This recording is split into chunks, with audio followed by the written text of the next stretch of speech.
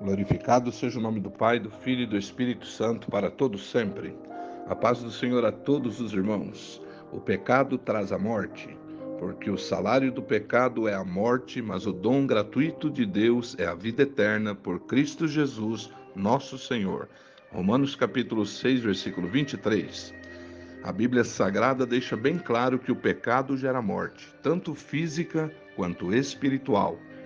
A morte física entrou no mundo através da desobediência de Adão, pai da raça humana, e juntamente com ela, morte espiritual, que é a separação entre o homem e Deus.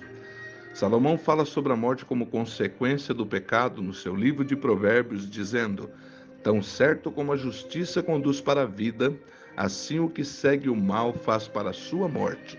Provérbios capítulo 11, versículo 19.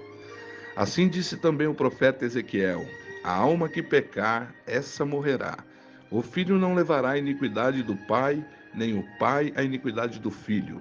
A justiça do justo ficará sobre ele, e a perversidade do perverso cairá sobre este. Ezequiel 18, 20. Paulo fala assim aos romanos sobre como a morte entrou no mundo. Portanto, assim como por um só homem entrou o pecado no mundo, e pelo pecado a morte, assim também a morte passou a todos os homens, porque todos pecaram. Romanos capítulo 5, versículo 12. Ele também diz que o pendor da carne dá para a morte, mas o do espírito para a vida e paz. Romanos capítulo 8, versículo 6. Quando Jesus contou a parábola do filho pródigo, deixou bem claro em suas palavras que o homem desviado dos caminhos do Senhor está morto espiritualmente. Pois assim o Senhor disse: Porque esse teu irmão estava morto e reviveu, estava perdido e foi achado. Lucas capítulo 15, versículo 32. Já Tiago, o irmão do Senhor Jesus Cristo, afirma que a cobiça, depois de haver concebido, dá a luz ao pecado, e o pecado consumado gera a morte. Tiago, capítulo 1, versículo 15.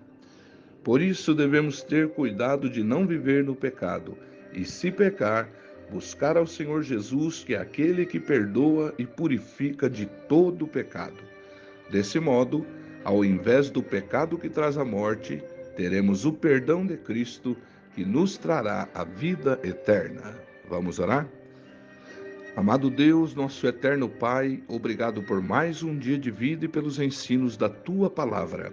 Livra-nos do pecado que traz a morte eterna. Em nome de Jesus Cristo oramos. Amém.